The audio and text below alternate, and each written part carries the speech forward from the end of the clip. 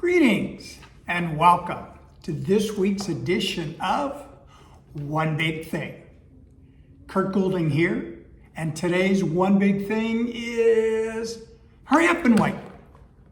Yeah, it's that time of year where things are getting ready to get ready.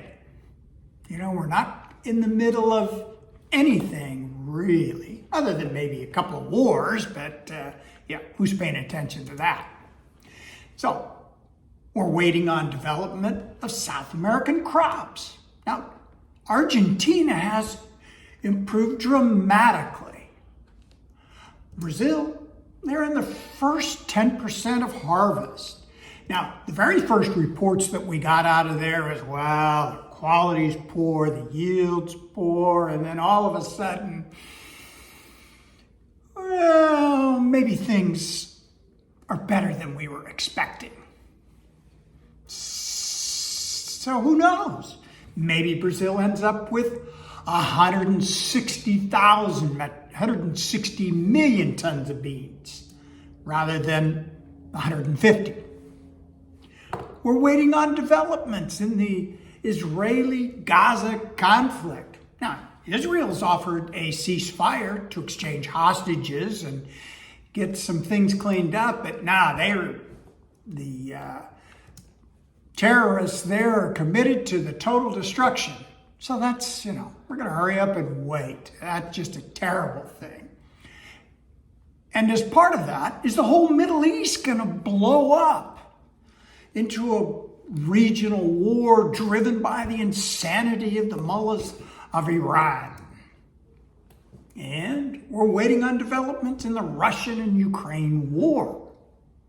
Will the West provide further funding for Ukraine? Nobody seems to want to send them any money, but maybe there needs to be some accountability. I don't know what's going on there. But if Ukraine doesn't get some more funding soon, that war's not going to last much longer.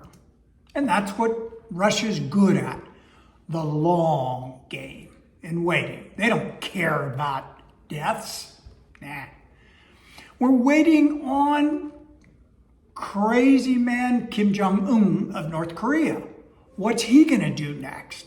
He appears to be ramping up to go to war with South Korea. Now, here in the U.S., we're waiting on elections. Yeah, Mr. Trump kicked butt, took names in Iowa last week. He won last night in the New Hampshire Republican primary by 11.5 points over Nikki Haley. Now, the interesting thing is Nikki Haley's votes were from non-Republicans. It's kind of an open voting system that they've got there. Whoever wants to vote can vote, even though they may not be Republicans. No one knows where Joe is, particularly in his mind. He does do better when he's locked in the basement and doesn't have to answer questions or to go off the teleprompter. And really, it is really sad to watch his deterioration. It is sad. And we're waiting on Mr. Xi to see what he's going to do in China. Their economy is really on the brink. The stock market has lost 10% in the past couple of months. Their population has peaked. Foreign investment is a negative 10%. And so we're going to have to see what he's going to do. Now, what I'm hearing being kicked around is, 280 billion US dollars equivalents pumped into the stock market. You got a collapsing stock market because what? It doesn't have any value. So that's a great idea. Let's pump a lot of money into losing share prices. Yeah, good idea. That should work good. And, that's a good reminder of really only a free market can tell you the true value of anything. Buyer and seller have to come together. And finally, we're waiting on U.S. producers to decide what are they going to produce. Well, subsoil moisture looks really good in all the grain production areas.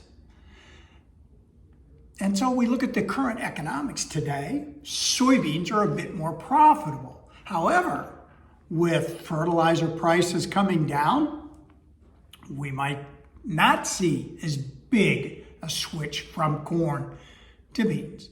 But hey, we got a couple of more months to wait. Now, depending upon how you look at any of these factors, none are demand builders. Only logistical disruption and fear creating short-term pops. But lots to ponder and watch over these coming months. So until next time, happy trading!